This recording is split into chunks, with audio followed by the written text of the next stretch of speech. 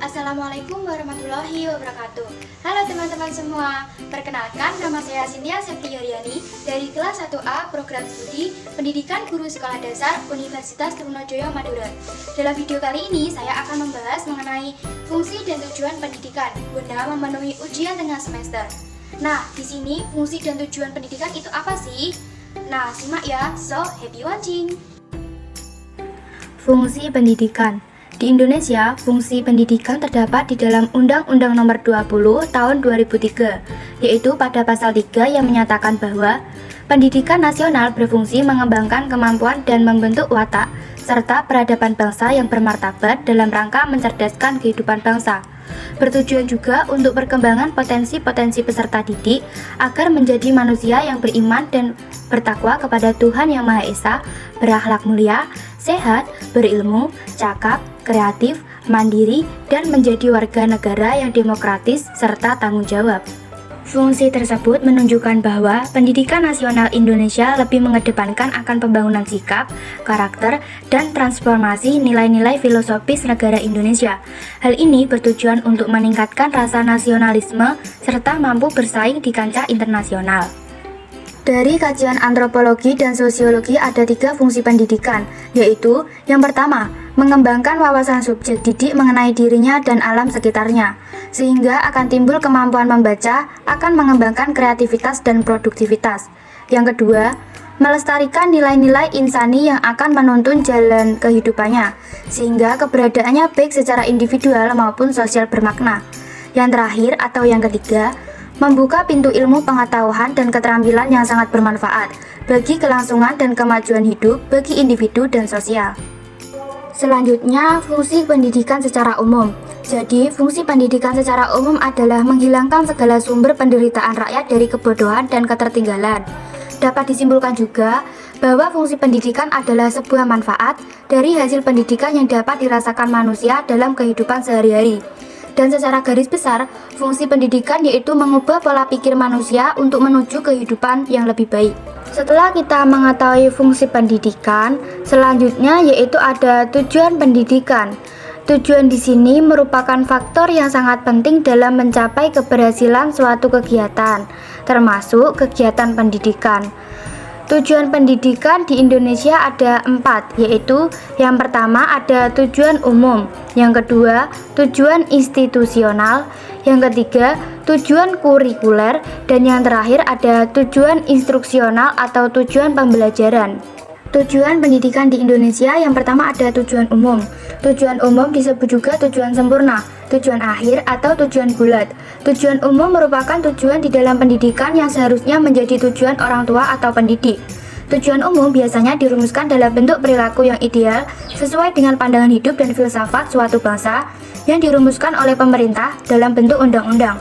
Tujuan umum pendidikan terletak pada pasal 3 Undang-Undang Nomor 20 Tahun 2003. Bahwa tujuan nasional yaitu untuk berkembangnya potensi peserta didik agar menjadi manusia yang bertakwa kepada Tuhan Yang Maha Esa, berakhlak mulia, berilmu, kreatif, mandiri, dan menjadi warga negara yang demokratis serta bertanggung jawab. Tujuan pendidikan di Indonesia yang kedua ada tujuan institusional. Tujuan institusional adalah tujuan yang ingin dicapai oleh setiap instansi pendidikan. Tujuan ini merupakan kualifikasi yang harus dimiliki oleh siswa setelah mereka dapat menyelesaikan pendidikan di suatu lembaga tertentu. Setiap lembaga pendidikan memiliki tujuan institusional sendiri. Tujuan institusional ini dapat dilihat dalam kurikulum setiap lembaga pendidikan. Yang ketiga yaitu ada tujuan kurikuler. Tujuan kurikuler merupakan penjabaran dari tujuan institusional, sehingga kumulasi dari setiap tujuan kurikuler ini akan menggambarkan tujuan institusional. Artinya, semua tujuan kurikuler yang ada di suatu lembaga akan diarahkan untuk mencapai tujuan institusional yang bersangkutan. Contohnya, IPA, IPS, matematika, dan lain-lain. Tujuan ini dapat dilihat dari garis-garis besar program pembelajaran. Yang terakhir yaitu ada tujuan instruksional atau tujuan pembelajaran. Tujuan ini didefinisikan sebagai kemampuan yang harus dimiliki anak didik setelah mereka mempelajari bahasan dalam bidang studi tertentu dalam satu kali pertemuan. Di sini tujuan instruksional dibedakan menjadi 2 macam, yaitu yang pertama ada tujuan instruksional umum. Tujuan ini merupakan tujuan pembelajaran yang sifatnya masih umum dan belum dapat menggambarkan tingkah laku yang spesifik. Yang kedua, ada tujuan instruksional khusus. Tujuan ini merupakan penjabaran dari tujuan instruksional umum. Tujuan ini dirumuskan oleh guru dengan tujuan instruksional umum tersebut dapat lebih dispesifikan. Selanjutnya, tujuan pendidikan menurut para ahli. Ahli yang pertama menurut Herbert Spencer. Di sini ada 5 tujuan pendidikan. Yang pertama yaitu ada kegiatan demi kelangsungan hidup. Yang kedua, usaha mencari nafkah. Yang ketiga, pendidikan anak. Yang keempat, pemeliharaan hubungan dengan masyarakat dan negara.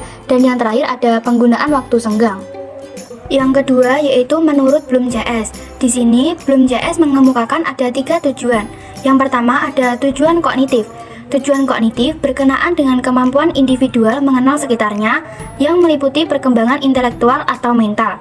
Tujuan kognitif terdapat 6 bagian, yaitu yang pertama ada knowledge atau pengetahuan, yang kedua comprehension atau pemahaman, yang ketiga application atau penerapan, yang keempat analisis, yang kelima sintetis, dan yang terakhir ada evaluation atau penilaian. Yang kedua yaitu tujuan afektif. Di sini tujuan afektif berkenaan dengan perkembangan sikap, perasaan, dan nilai-nilai atau perkembangan emosional dan moral. Tujuan afektif dibagi menjadi 5 bagian, yaitu yang pertama ada receiving atau menerima. Ranah ini berkaitan dengan keinginan seseorang atau peserta didik untuk menerima terhadap sesuatu seperti pesan yang selama ini diketahuinya. Yang kedua ada responding atau merespon. Ranah ini sebagai reaksi atas sesuatu seperti terhadap benda, gagasan, dan nilai yang diiringi tindakan puas, senang, dan nikmat. Yang ketiga yaitu valuing atau menghargai. Di sini valuing yaitu menilai suatu dengan rasa puas, senang, dan secara konsisten mengikuti aturan yang ditetapkan oleh nilai tersebut. Yang keempat ada organization atau organisasi. Di sini seseorang yang telah menerima secara konsisten dan berhasil menampilkan sebuah sistem nilai. Dengan demikian, maka orang itu akan mampu menerima beberapa nilai yang ia jumpai dan dirasa sesuai. Yang terakhir yaitu characterization by value or value complex atau karakteristik berdasarkan nilai. Ranah ini yang paling tinggi di antara ranah yang ada. Individu atau seseorang benar-benar konsisten melakukan apa yang diharuskan oleh sistem nilai tersebut. Yang terakhir dari tujuan afektif adalah tujuan psikomotor. Di sini tujuan psikomotor berkenaan dengan keterampilan yang mengandung unsur motoris. Yang ketiga, menurut Dr. M.J. Langford.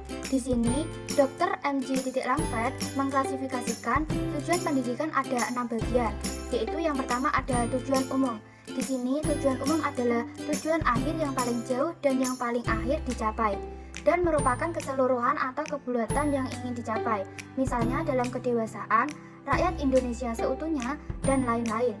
Yang kedua, ada tujuan khusus. Di sini, tujuan khusus merupakan pengkhususan dari tujuan umum berdasarkan usia, jenis kelamin, bakat, atau minat. Yang ketiga, tujuan tak lengkap. Tujuan tak lengkap merupakan tujuan yang meliputi sebagian kehidupan manusia, misalnya dari segi psikologis, biologis, atau sosiologis. Yang keempat yaitu ada tujuan sementara. Tujuan sementara ini yaitu tujuan yang dilakukan hanya sementara dan tujuannya sudah tercapai, maka tujuan sementara ini ditinggalkan. Contohnya, berlatih setiap hari agar dapat menjuarai lomba itu. Yang kelima ada tujuan intermedier. Di sini, tujuan intermedier merupakan tujuan perantara untuk mencapai tujuan pokok. Contohnya, mengikuti lomba basket. Dan yang terakhir ada tujuan insidental. Di sini tujuan insidental merupakan tujuan yang ingin dicapai pada saat tertentu. Contohnya, memberitahu tata cara mengungkapkan pendapat pada saat musyawarah. Sekian yang dapat saya sampaikan mengenai fungsi dan tujuan pendidikan. Semoga bermanfaat. Terima kasih. Wassalamualaikum warahmatullahi wabarakatuh.